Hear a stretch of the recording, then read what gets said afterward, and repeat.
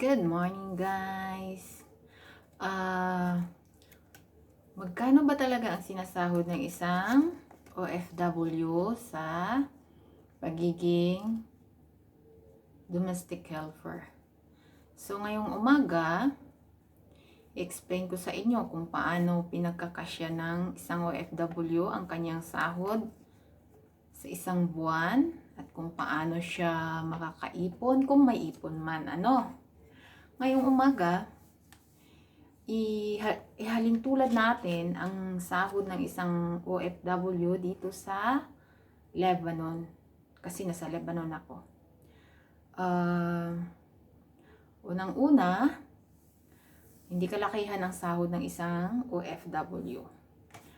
So, yung sahod ko is ganito lang. Ganito lang. Malaki na siya kung sa tutuusin sa nang kita mo sa Pinas, diba? So, yun na nga guys. Magkano ba talaga ang sahod ng isang OFW?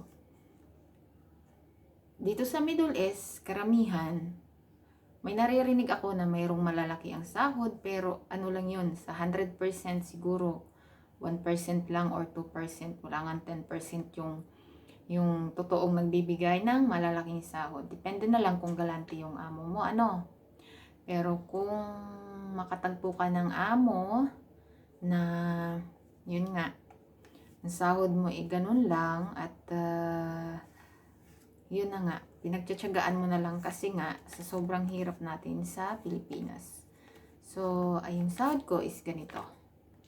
So, magkano at paano ko pinagkakasya ang aking sahod? Ang aking sinesend sa Pilipinas, ang kanilang allowance sa bahay is 300. Kasi medyo may pinapakain pa akong baboy. So, kasama na yan dito yung 300 sa tubig, sa kuryente, pagkain ng baboy. Yun na yun. So, kung paano niya budgetin, siya nang bahal.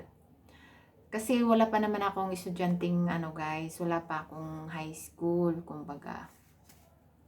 So, hindi ko alam kung sa may mga high school at college, hindi ko alam kung paano nila pinagkakasya ang kanilang kita. So, ako naman, masend ko lang tong 300. Pero nagdadagdag pa ako guys kasi yung nanay ko, binibigyan ko pa siya ng allowance. Sinasama ko yung nanay ko. Siyempre nanay ko yon. Kung wala yung nanay ko, hindi din naman kami nakapagtapos. Pero nanay ko pa rin yon na hindi nga kami kayang pag-aralin noon kasi sa sobrang hirap ng buhay namin. So, ayan. Nagtrabaho yung nanay ko, siya na yung naging nanay-tatay sa amin noon. Kaya, ayan ngayon. Kahit sa papano, matanda na yung nanay ko, kaya buwan-buwan, binibigyan ko din naman siya ng konting allowance. Konting allowance lang guys. Kasi nga, kahit na may pamilya na ako, hindi ko pa rin siya kinakalimutan. So, hindi ko alam kung sa mga may college, high school, kung paano nila pinagkakasya ang kanilang buhay. Ay, yung kanilang sahod. So, ang sa akin naman, ay making sure that mayroon akong pang emergency fund. Kahit 50 lang siya guys every month. Magtabi tayo ng $50 every month, or kung mas malaki-laki ang sahod ninyo, magtabi kayo ng $100 para sa inyong pang emergency guys. Kaya minsan kapag may emergency, isang beses lang yung sahod natin dito, pero minsan 2 beses ako nagpapadala sa Pilipinas kasi nga hindi maiwasan ang may emergency kung minsan. So ganun yun. Kaya kung ano yung mabibili-bili ko dito, masaya na ako kasi nga yun na nga, kung ano na lang yung matira sa sahod ko, at least kahit papano magtabi tayo talaga ng $50 a month para yun na rin yung ipon natin, kumbaga. Tapos minsan guys, nagbabayad din naman ako ng every 6 months ng aming SSS, kumbaga. Sinisigurado kong mababayaran ko yung aming SSS kahit papano. Kaming mag-asawa, binabayaran ko. Kasi alam ko ang hirap ng buhay na someday walang mapagkukuhanan ng kahit na konti lang yan. So at least may mga SSS tayo guys. Kasi hindi habang buhay nandito tayo sa abroad. So payo ko sa inyo guys, kahit anong hirap, magbayad kayo ng inyong mga SSS, kung ano pa man yung mga insurance na mayroon dyan, kung kaya nyo lang naman. Kasi para din naman yan sa atin someday. Hindi tayo tatanda dito sa abroad, hindi tayo habang buhay na sa abroad, hindi habang buhay malakas tayo para kumita dito, uwi at uwi din tayo. So may makukuhanan tayo or magiging pension tayo someday. So ayun ang ginagawa ko guys. So alam ko sa may mga college hindi nila, pero ewan ko lang kung anong diskarte naman ang ginagawa nila kasi wala pa ako sa sitwasyon na ganon. Kaya ako naman, ganito pa lang ako ngayon, wala pa akong malaking ginagastusan, kaya yun nga. Pero parang may college na rin ako guys, hindi ko lang nasabi kung paano. Kaya ayun, sinisigurado kong may ipon akong 50 or kung makaluwag-luwag 100 sa isang buwan. So ayun na nga guys, wala na akong luho dito. Yun na nga, luho ko minsan kapag yun nga sa pagwa-YT ko, binili ko na talaga kasi nga yun na lang siguro yung masasabi kong luho. Kasi nga nalilibang naman ako dito, kaya yun na lang yung ginawa ko na mag-provide ng aking tripod at ano. So ayan na guys, kung magkano talaga ang sahod ng isang OFW dito sa Lebanon. Maswerte na guys makakuha ka ng among galante dito. Kasi wala naman akong gagastusin guys. Libre naman ako sa mga sabon, ganyan. Yung gagastusin ko lang talaga kung bibili ako ng mga damit ko or ano. Pero hindi naman ako nabili. Nakikita nyo naman sa aking vlog lagi na ganun at ganun yung mga damit ko. Parang uniforme na lang din.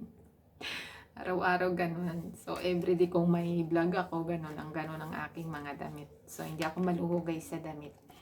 Mas nanghihinayang ako gumastos guys ng mga wala naman hindi naman kailangan masyado.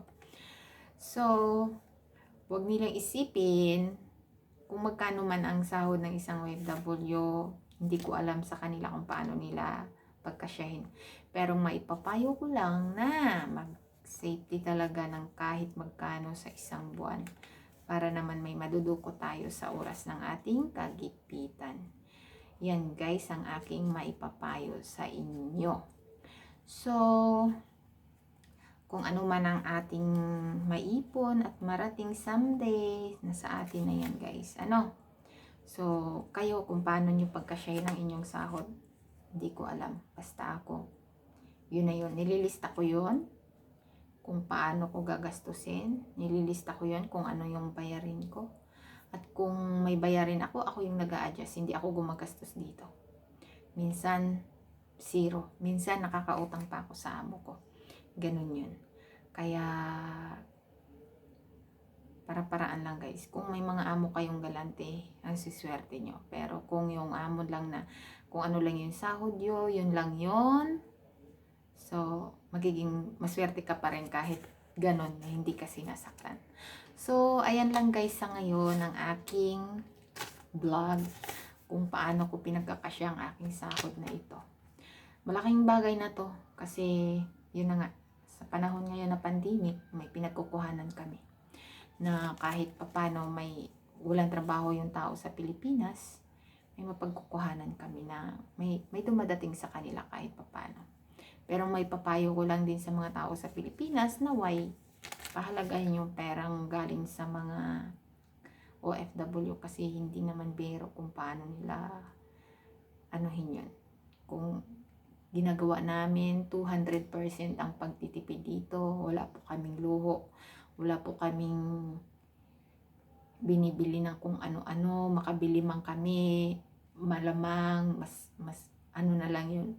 Gulang-gulang na lang yun sa hingi kasi nga, hindi namin kayang bumili ng mamahalin. Kaya, yun. Nagtitipid na lang kami kasi para nga sa kinabukasan ng ating pamilya. Kung may mga anak man tayong mag-aaral someday, at least yun ang ipon natin. Mag-ipon tayo para sa kanilang kinabukasan. So, thank you so much guys.